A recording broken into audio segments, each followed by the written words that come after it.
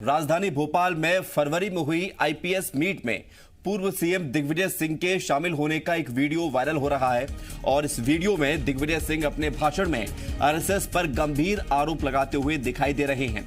Viral video में उन्होंने RSS को देश को बांटने वाला बताया। बीजेपी ने अब इस वीडियो को लेकर दिग्विजय सिंह पर सवाल उठाए हैं। बीजेपी नेता हितेश वाजपेयी ने पूछा है कि आईपीएस अफसरों के इस कार्यक्रम में दिग्विजय सिंह किस हैसियत से पूछे गए थे। उनका पूरा भाषण झूठ पर आधारित और आरएसएस के खिलाफ अफसरों को राजनीतिक रूप से भड़काने वाला था। इस भाषण को क्यों और किसकी इजाजत से देने दिया गया? फिलहाल बीजेपी ने पूरे मामले की उच्च स्तरीय जांच कराने की मांग की है।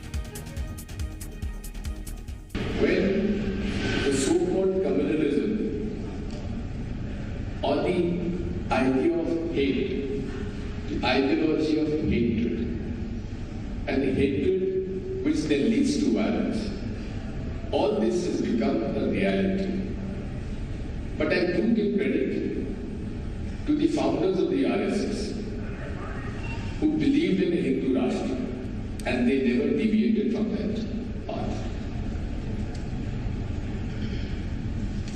It took them from 1925 to 2014 to come power in the parliament, in the national scene.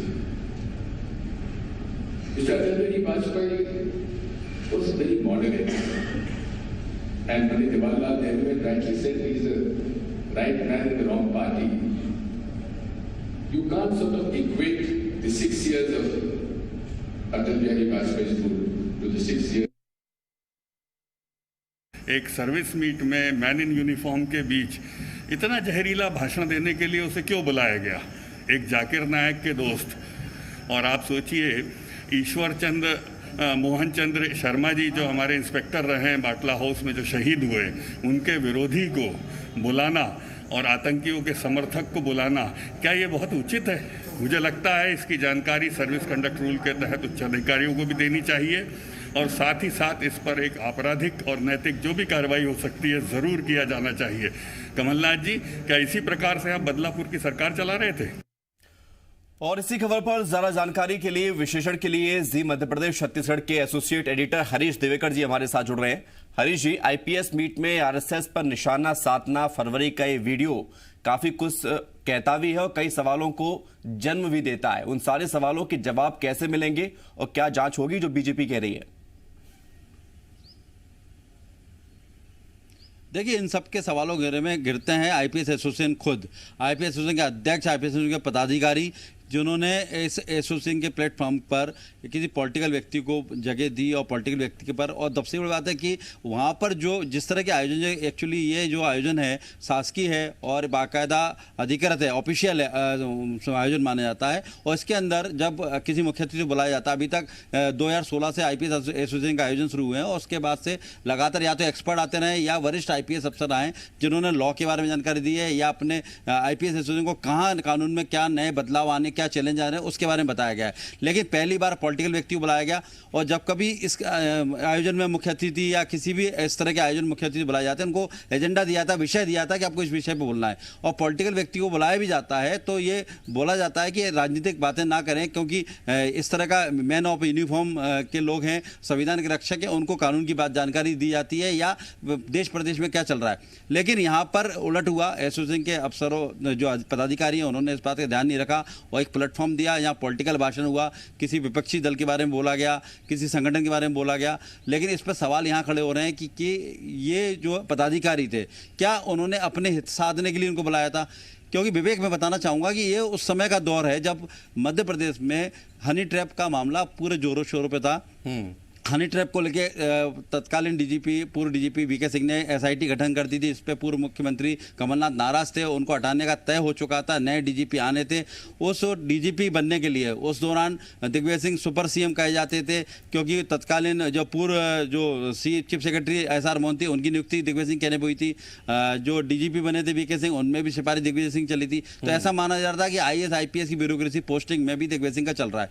तो उनके हित साधने के लिए, उनको मनाने के लिए, उनकी चाटुकारिता करने के लिए ही उनको इस एसोसिएशन बुलाया गया और उनको प्लेटफॉर्म दिया गया। यहाँ से इस तरह की पॉलिटिकल बातें हुई जो आज जाकर भाजपा के लिए आरोप बन रही है। और ये वीडियो लीक हुआ। सबसे बड़ी बात है कि ये वीडियो जो था, यह कार्यक्रम था, एक गोपनीय कार्यक्रम था, एक मंच के तहत हुआ था। यहाँ पर जो कांग्रेस विचारधारा के जो अफसर थे वो ताली बजा रहे थे और जो भाजपा के विचारधारा में प्रभावित थे वो नाराज हुए थे। उसकी नाराजगी की वजह वीडियो बाहर आया और आप भाजपा की सरकार है, ये सरकार आने के बाद बाहर आया और अब सवाल उठना लाजमी है भाजपा का कि पॉलिटिकल व्यक्ति को इस तरह का प्लेटफॉर्म क्यों दिया गया। अब आईपीएस एसोसिएशन के ऊपर भी सवाल उठ रहे हैं और आईपीएस एसोसिएशन को जवाब भी देना चाहिए कि उन्होंने इस तरह का भाषण दिया, लेकिन मना क्यों नहीं किया या फिर एक प्लेटफॉर्म पर आप कई तरह की बातें कह सकते थे। आईपीएस मीट थी, लेकिन उस आईपीएस मीट में उस मंच से आपने आरएसएस को निशाने पर लिया। इसके पीछे क्या वजह है? आईपीएस को आरएसएस से क्यों जोड़ना चाह रहे थे दिग्विजय सिंह? देखिए, इसका मुख्य वजह तो दिग्विजय सिंह ही बता पाएंगे, लेकिन ये समझा जा सकता है कि जिस तरह का मैन ऑफ यूनिफॉर्म बैठा हुआ था, देश भर के आईपीएस बैठे थे, मध्य प्रदेश काडर के आईपीएस जहाँ जहाँ पदस्थ है, दिल्ली में, कोई दूसरे राज्य में या देश के बाहर पदस्थ हैं, तो इस तरह की सर्विस मीट में ये लोग सभी लोग मध्य प्रदेश आते हैं और सर्विस मीट में भाग लेते हैं। तो देश भर के आईपीएस यहाँ पर बैठे हुए थे, देश भर से लोग आए हुए थे और उनके बीच में एक संदेश देना कि जो संघ है वो विभाजन का कार्य नीति। हरीश जी, मैं आपको रोकना चाहूंगा। आरएसएस के संघ विचारक दीपक शर्मा हमारे साथ जुड़ रहे हैं, उनसे बात करते हैं। दीपक शर्मा जी, स्वागत है आपका जी मध्य प्रदेश छत्तीसगढ़ में। एक वीडियो फरवरी का मध्य प्रदेश का सामने आया है जिसमें आईपीएस मीट में दिग्विजय सिंह आरएसएस को लेकर निशाना साध रहे हैं, क्या प्रतिक्रिया? वो वीडियो मैंने भी देखा है अभी थोड़ी देर पहले। एक तो ये अपने आप में दुर्भाग्यपूर्ण है कि ये आईपीएस अधिकारियों का कार्यक्रम था। परंपरा ऐसा है कि मुख्यमंत्री जाते हैं उसमें, पता नहीं किस कैपेसिटी में माननीय दिग्विजय सिंह जी को उसमें बुलाया। मैंने उनका भाषण सुना है, देखा है, और वो अनावश्यक रूप से एक विचारधारा को इंगित कर रहे हैं। और कुल मिला के उनका वो पॉलिटिकल भाषण था जो कि मध्य प्रदेश के नए और बाकी सारे वरिष्ठ पुलिस अधिकारियों के सामने देने का कोई औचित्य नहीं था। और यहाँ तक कि वो प्रधानमंत्री के ऊपर आक्षेप लगा रहे हैं और उसको अटल जी के साथ कंपेरिजन करके कह रहे हैं, ये बड़ा अनुचित था। मुझे लगता है कि सरकार को जांच करना चाहिए इस प्रकार के कौन अधिकारी थे, जिन्होंने इसमें उनको बुलाया और क्या आवश्यकता थी। वो कोई ऐसा कोई पॉलिटिकल मंच तो था नहीं, या पॉलिटिकल कोई भाषण की आवश्यकता नहीं थी। संघ को लेके तो वो अनेकों प्रकार की बातें ऐसा करते रहते, इसका कोई आधार नहीं है। और लेकिन दीपक जी, चूंकि दिग्विजय सिंह ऐसा नहीं है कि पहली बार किसी मंच से आरएसएस को निशाने पर लिया हो, उस विचारधारा को लेकर कुछ बातें कही हो, इससे पहले भी कई मर्तबा वो कर चुके हैं। तो क्या आपको लगता है कि यदि आपको कुछ गलत लग रहा है तो आप आगे आएंगे और फिर दिग्विजय सिंह पर कार्रवाई को लेकर, जांच को लेकर कुछ कदम उठाए जाएंगे? मुझे इसमें दिग्विजय सिंह जी पर कार्रवाई की इतनी आवश्यकता नहीं लगती है। दिग्विजय सिंह जी तो सार्वजनिक इस प्रकार की बातें करते रहते हैं। कुल मिलाकर ये आईपीएस ऑफिसर के कार्यक्रम में ऐसा बोलना ये आपत्तिजनक है। और वो ऑफिसर बुलाने की आवश्यकता क्या थी?